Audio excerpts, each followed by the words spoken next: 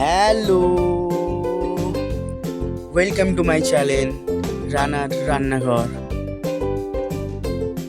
এই গরমে কিভাবে খুব কম তেলে মশলা দিয়ে চিকেন রান্না করব সেটা দেখে নেওয়া যাক। And healthy and tasty. সবার প্রথমে আমরা 400 গ্রাম চিকেন ম্যারিনেশনের জন্য নিয়ে নিয়েছি। হাফ চামচ ধনের গুঁড়ো এবং তার মধ্যে দিয়ে দেবো পরিমাণ মতো নুন, হাফ চামচ জিরের গুঁড়ো, আর তাতে দেবো হাফ চামচ লঙ্কার গুঁড়ো। যে যেরকম পরিমাণে ঝাল খাও সেই পরিমাণে লঙ্কার গুঁড়োটা তারা দেবেন।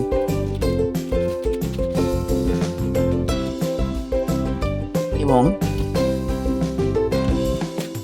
তাতে আমরা দিয়ে দিচ্ছি কিছুটা গরম মশলা, হাফ চামচ মতন দিয়েছি আমি,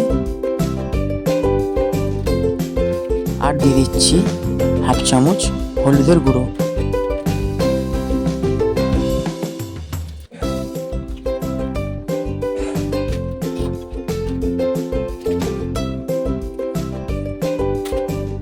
এবং 1 চামচ আমরা দেবো আদা রসুনের পেস্ট, এবং তাতে দেবো আমরা 2 চামচ মতন ফ্যাটানো টক দই। টক দইটা ফাটিয়ে নেবেন।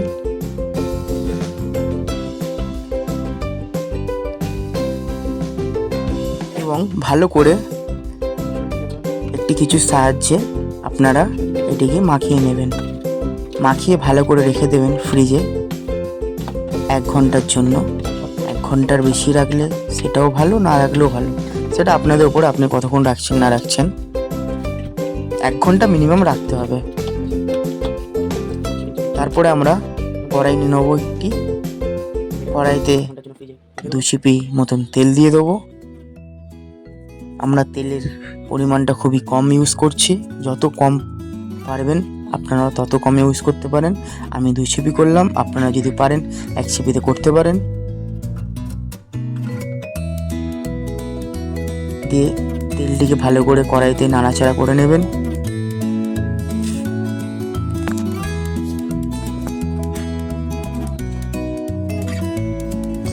কড়াই থেকে যখন ধোঁয়া ওঠা শুরু করবে তখন তার মধ্যে আমরা একে একে আলুগুলো দিয়ে দেবো।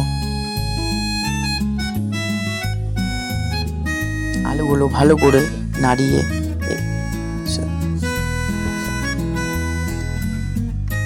দেখবেন আলুগুলো থেকে কত সুন্দর একটি গোল্ডেন কালারের রং এসে গেছে। এবং একটু ভেজে লাল করে আলুগুলোকে একে একে তুলে নেবেন। দিয়ে সেই কড়াইতেই আমি দিয়ে দিচ্ছি 2 চামচ মতন বা 2 চিপি মতন সর্ষের তেল। আমি সরষের তেলে ব্যবহার করেছি এখানে এই রান্নার জন্য। এবং সরষের তেলটি যখন গরম হয়ে যাবে তার মধ্যে আমরা দিয়ে দিচ্ছি একে একে 2টো তেজপাতা, 1টা শুকনো লঙ্কা, এবং দিচ্ছি আমরা তার মধ্যে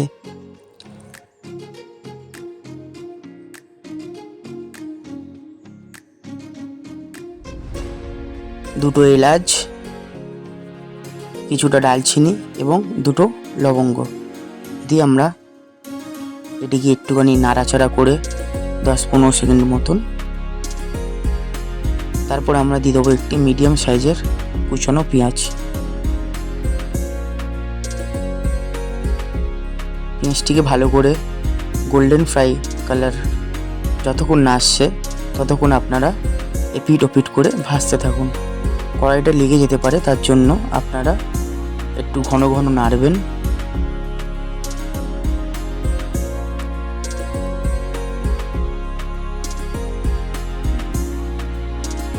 দেখবেন কত সুন্দর কালার এসে গেছে পেঁয়াজে। তারপরে আমরা তার মধ্যে দিয়ে দেবো একে একে একটি মিডিয়াম সাইজের টমেটোরটাকে ভালো করে নাড়াবেন। আমি কুচনো টমেটো দিয়েছি, আপনারা চাইলে পেস্ট করেও দিতে পারেন।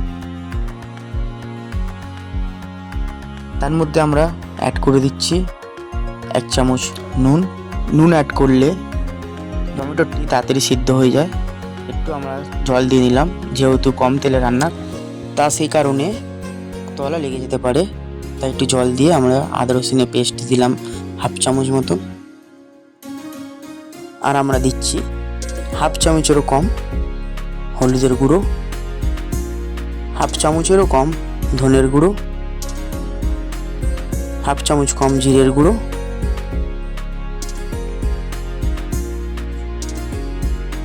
আর দিচ্ছি আমরা হাফ চামচ চিকেন মশলা এবং হাফ চামচেরও কম আমি একটু ঝাল খাই বলে লঙ্কার গুঁড়ো দিলাম, আপনারা চাইলে নাও দিতে পারেন।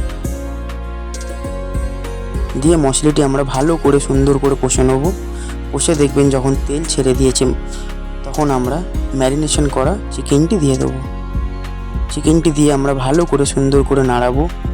নাড়ালে দেখবেন একটি সুন্দর তেল ছেড়ে দিয়েছে, তখন ম্যারিনেশনের যে জলটি ছিল সেটা আমরা তার মধ্যে অ্যাড করব।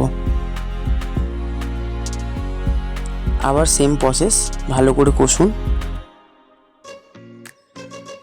কষতে কষতে দেখবেন যখন মাংস থেকে নিজস্ব তেল ছেড়ে দিয়েছে তখন আমরা তার মধ্যে আলুটি দিয়ে দিলাম। আমি একটু আলু বেশি খাই বলে আলু বেশি করে দিয়েছি, আপনারা চাইলে আলু কম করে দিতে পারেন। এবং তার মধ্যে আমরা অ্যাড করে দিলাম কিছুটি জল, দিয়ে ভালো করে আবার 2 মিনিট কষুন।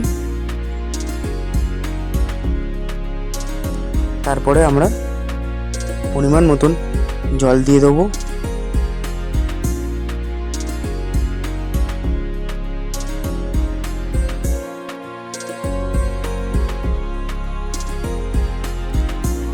আর হ্যাঁ, জলটি যেন গরম ইউজ করবেন।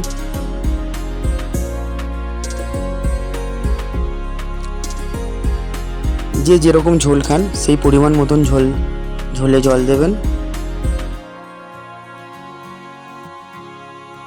দিয়ে আপনারা 10 মিনিটের জন্য এটিকে ঢাকা দিয়ে রেখে দিন। তারপরে 10 মিনিট পর খুলুন, দেখুন কত সুন্দর ফুটন্ত টকবক করছে আপনার তরকারি। কি সুন্দর না কালার এসছে, এবং আলু সিদ্ধ হয়েছে নাকি একটু দেখে নেবেন। যদি না হয়ে থাকে আবার 10 মিনিটের জন্য বসিয়ে দেবেন। তারপরে যখন খুলবেন আরেকবার চেক করে নেবেন, দেখবেন কত সুন্দর আলু গলে গেছে। তার মানে ভাববেন আপনার রান্না অলমোস্ট কমপ্লিট।